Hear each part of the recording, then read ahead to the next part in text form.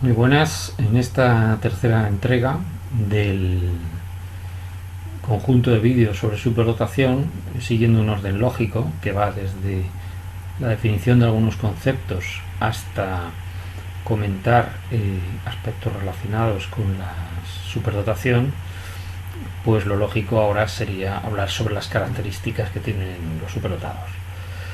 Existe mucha información al respecto y hay bastante consenso en definir una serie de características que son relativamente similares, independientemente de que luego cada persona obviamente sea diferente. Como anécdota personal, me gustaría contar que cuando fui a hacerme las pruebas, yo era bastante incrédulo porque creo que al igual que todo el mundo tenemos un concepto de lo que es un superdotado totalmente diferente. Yo a la psicóloga que me valoró le dije que dudaba muchísimo que tuviera ese perfil porque evidentemente no despuntaba de manera a nivel de rendimiento. Ya hemos aclarado que el rendimiento es una cosa y la superdotación es otra. Y me acuerdo perfectamente la frase que empleé: imposible, yo no soy ni Albert Einstein, ni Mozart, ni nadie parecido. Y ese es un prejuicio que tenemos en la sociedad. Es decir, pensar que los superdotados son algo realmente súper excepcional y que poco menos que hay que ser un genio, ¿no?, para ser superdotado. Sabemos que dentro de la superdotación hay varios niveles, desde moderada, alta, excepcional y profunda. Pero lo que define a un superdotado, aparte de su coeficiente intelectual, a falta de unos criterios distintos, está trabajando en algunos criterios que tienen que ver con la conectividad, con pruebas incluso con tags y otra serie de cuestiones. Están haciendo investigaciones muy interesantes al respecto, pero lo que puede ayudar en la identificación, que hemos visto en el capítulo anterior, es conocer las características emocionales o psicológicas que tienen. Y recuerdo perfectamente que la psicóloga que me valoró dijo, yo le pregunté, ¿cómo es posible que tú estés tan segura sin haberme hecho las pruebas? Y la respuesta fue de manual: porque sois como clones, tenéis unas características muy definidas. Bueno, pues vamos a comentar qué características son esas. En primer lugar está el hecho de que la superdotación tiene un 70% de heredabilidad genética. Es una capacidad innata que tiene que ver con la estructura de la conectividad del cerebro, ¿no? Y esto choca con algunos prejuicios que se oyen respecto a que poco más o menos sería como hacer pesas mentales, ¿no? Es decir, que uno puede transformarse en superdotado pues estudiando mucho o mediante entrenamiento, etcétera. Por supuesto que uno puede afinar sus capacidades, pero la superdotación ya hemos visto que es una cuestión cualitativa. A partir de cierto umbral de conectividad neuronal se produce un cambio cualitativo, unas características nuevas. Y apoya este hecho, aparte de las innumerables evidencias científicas que hay, el que cuando aparece un superdotado en una familia se empieza a rastrear en esa familia y empiezan a aparecer casos. En mi familia en concreto hay 4 seguros, detectados, y estoy convencido que hay más que no quieren hacerse pruebas. Y en muchas familias pasa esto. A veces viene por vía paterna, a veces viene por vía materna, a veces por las dos. Pero lo que está claro es que es heredable hasta en un 70% o incluso más. Por tanto, que quede clarísimo que es una característica innata. Nosotros realizamos hace años un pequeño trabajito totalmente divulgativo, porque existe un poco la idea de que estos genes de la superdotación es una idea científicamente muy atractiva que se podría intentar demostrar, que estos genes de la superdotación vienen de alguna forma de la mezcla que tiene el ser humano de sangre entre Neandertal y Sapiens.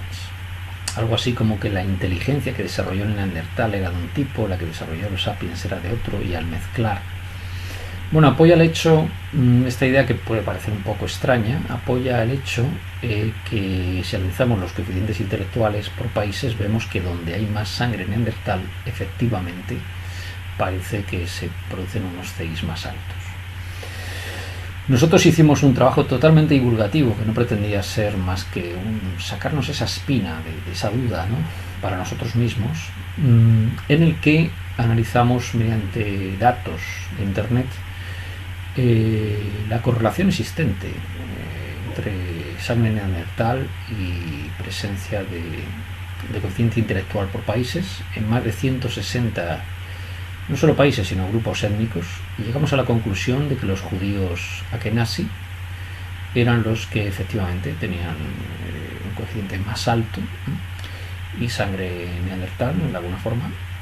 También había en el norte de Europa, países escandinavos, y en la zona del Himalaya, donde también hay concentraciones de sangre neandertal alta, también se daban CIs muy altos, como sabemos, y que en otras zonas del mundo, bueno, pues donde no hay en absoluto sangre neandertal, los CIs son más bajos.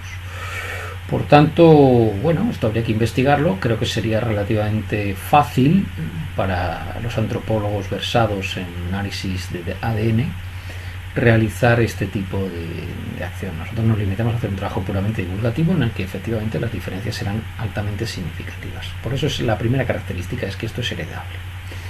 La segunda característica que define un poco a los superdotados es que aprenden rápidamente. Aprenden rápidamente y esto genera a veces problemas porque se aburren también con rapidez. Es decir, cuando tú analizas un tema a nivel científico, porque voy a focalizarme sobre todo en la universidad, cuando tú analizas un tema nuevo, te atrae muchísimo, le dedicas mucho tiempo, mucha intensidad, lo aprendes rápidamente y al mismo tiempo te aburres rápidamente ese tema y tienes que saltar a otro tema.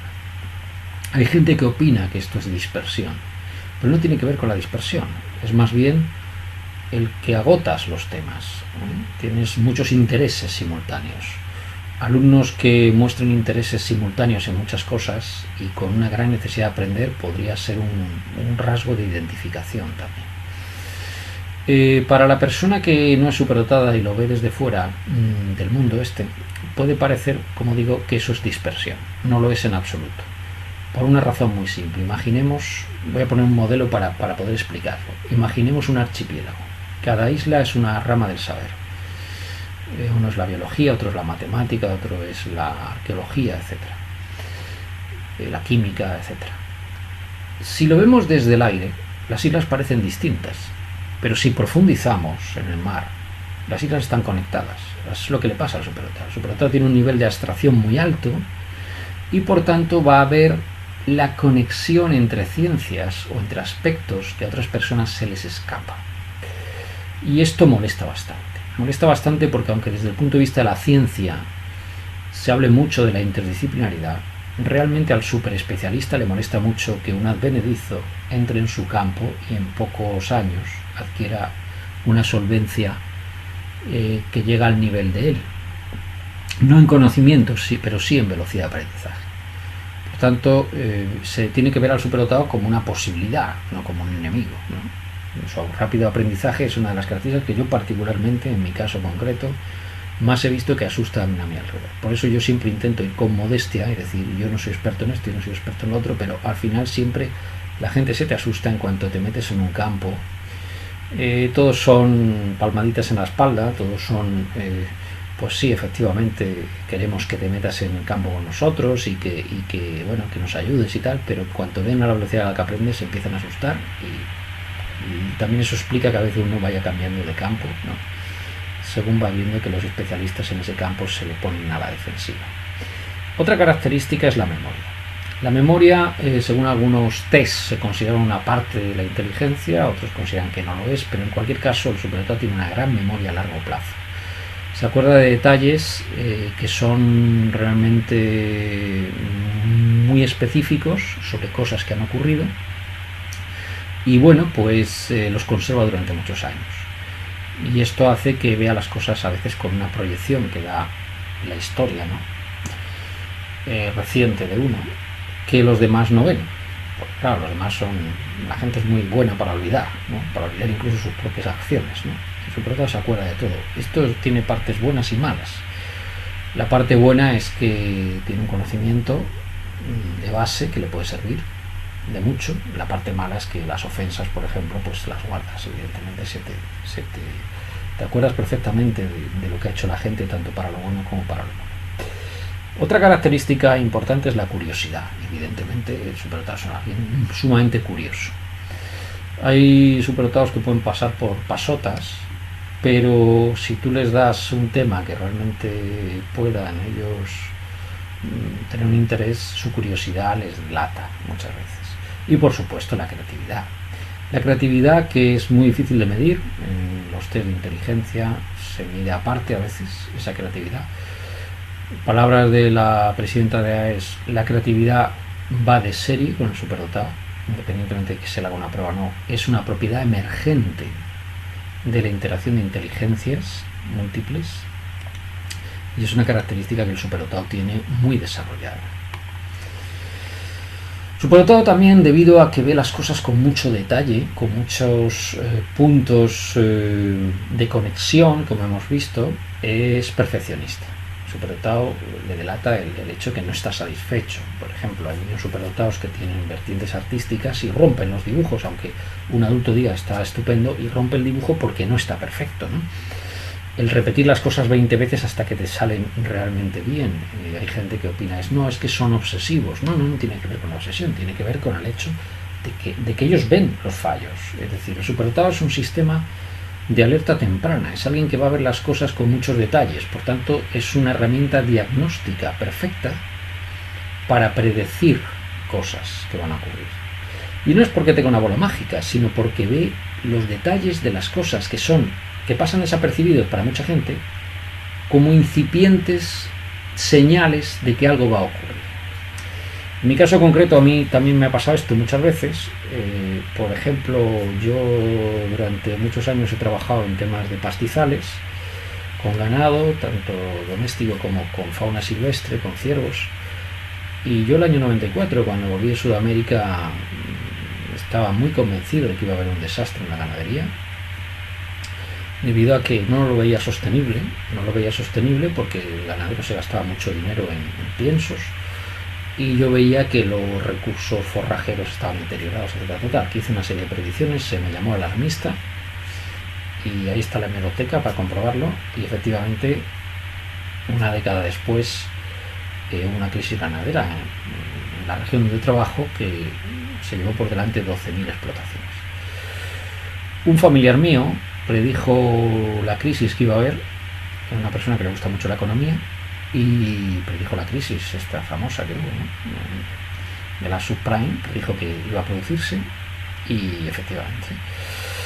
Normalmente al superdotado nadie le hace caso porque la gente no ve estas señales. Nos pasa constantemente, desde la vida cotidiana hasta cosas mucho más grandes, ¿no? Yo creo que la sociedad haría bastante bien en tener un poco superdotados ahí vigilando. Y además hay una cuestión biológicamente muy interesante. Muchas especies se observa, especies domésticas y silvestres, se observa, sobre todo especies sociales, como algunos individuos, un porcentaje bajo de individuos, tienen unos sistemas neurológicos más complejos. Son los que actúan de vigilantes, de vigías. Se ven los perrillos en las praderas, se ven los suricatas, se ven un montón de especies, donde ciertos individuos pues están siempre vigilando, ¿verdad?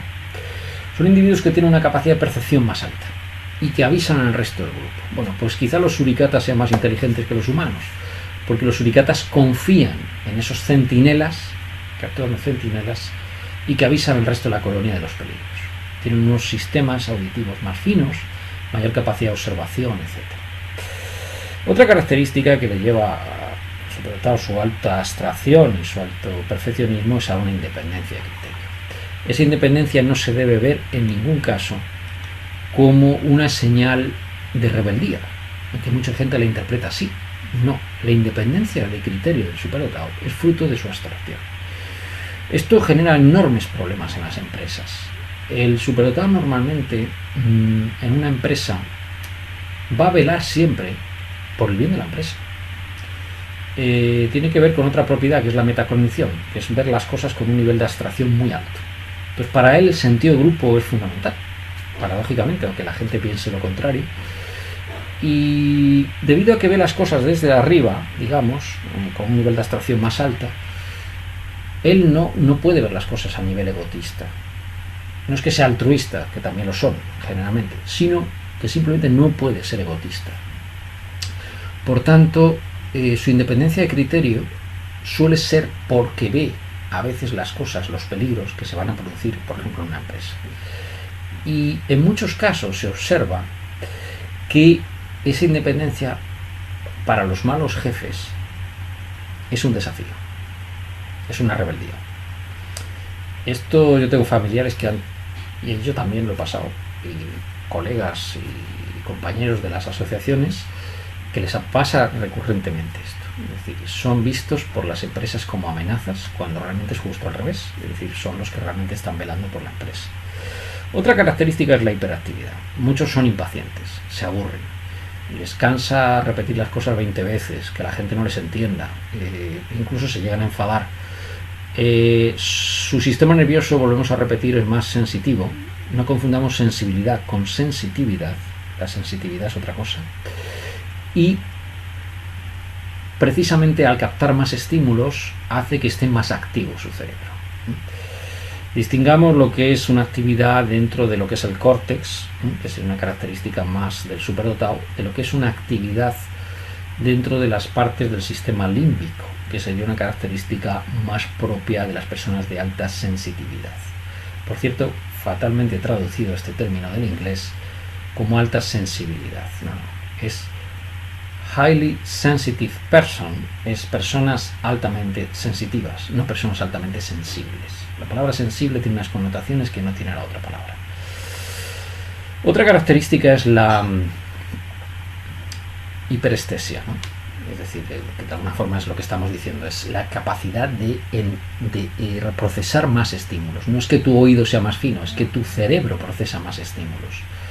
En muchos casos se da el hecho de que tu capacidad de visión o auditiva obviamente es similar a otras personas, pero tú oyes sonidos que los demás no oyen o ves cosas que los demás no ven. Esto es muy claro en una de las facetas que se llama inteligencia naturalística. La inteligencia naturalística es una de las inteligencias últimas en arribar a la teoría de las inteligencias múltiples, y vuelvo a ponerme el ejemplo porque es el caso que mejor conozco. Yo cuando salgo al campo o huelo cosas, distingo el olor del barro, del olor del musgo, del olor de otro tipo de musgo, y mi cerebro empieza a recoger un montón de información. Para mí salir al campo es como un masaje cerebral de cientos de estímulos en los que yo estoy realmente a gusto. Hay gente que, si no tiene esta característica, sale al campo y se aburre. ¿Por qué? Porque no percibe esos estímulos finos, que son como una sinfonía de gotitas de agua, ¿verdad?, que va cayendo en tu cerebro, y prefieren los estímulos fuertes. El superdotado, no digo que no le guste la discoteca, pero se va a saturar normalmente su cerebro antes por un exceso de estimulación. Y finalmente dejo otra característica que es muy típica también, sobre todo en el paso de la juventud a la adolescencia, que es la disincronía. Es decir, las capacidades no van al mismo ritmo. Hay, por ejemplo, alumnos visoespaciales que tienen una capacidad de procesado de la información visual tremenda y puede afectarles al pensamiento lógico-matemático. Incluso llegar al convencimiento que son malos en matemáticas. Y no es así. Simplemente que ciertas capacidades bloquean por exceso de información, ¿verdad?, la mente, y inhiben o dificultan el procesado de información en otras capacidades. Puede pasar, como digo, con los visoespaciales hacia la matemática, o con los matemáticos hacia la lengua o hacia otras cosas. En algunos casos incluso hacia la inteligencia interpersonal. No te fijas en lo que los demás te están lanzando porque estás pensando. Y entonces de ahí viene también el tópico de no tiene una inteligencia emocional. Por cierto, un término contradictorio. Inteligencia con emocionalidad son dos cosas distintas, pero bueno, se ha acuñado el término y parece que se ha fijado también. No tiene nada que ver con eso, al revés. El superdotado percibe gran cantidad de estímulos, tiene una alta empatía, normalmente, una alta capacidad de entender las señales y de procesarlas. Lo que pasa muchas veces es que no ha entrenado esa capacidad, porque si desde el colegio, desde pequeñitos, no les han dado la oportunidad de desarrollar en un entorno propicio donde hay otras personas como ellos, pues esa capacidad no la tienen entrenada. Pero una vez que la entrenan, su empatía es superior, y hay muchos estudios científicos al respecto. Bueno, yo creo que estas señales y otras muchas que hay, se pueden consultar en obras especializadas, son suficientes para entender por qué realmente los superdotados son distintos al resto de la población. Y todos estos puntos que he señalado son potencialidades, son fortalezas, pero también tienen, si no se tratan apropiadamente, efectos colaterales negativos, lo cual hace todavía más necesario la detección de superdotados y el que estos superdotados se puedan conocer no solamente en enseñanzas medias, sino también en las universidades. Y aquí termino esta tercera entrega, un poco más larga de lo normal, de estos vídeos de superdotación. Si les gusta, ya saben, aprieten el link.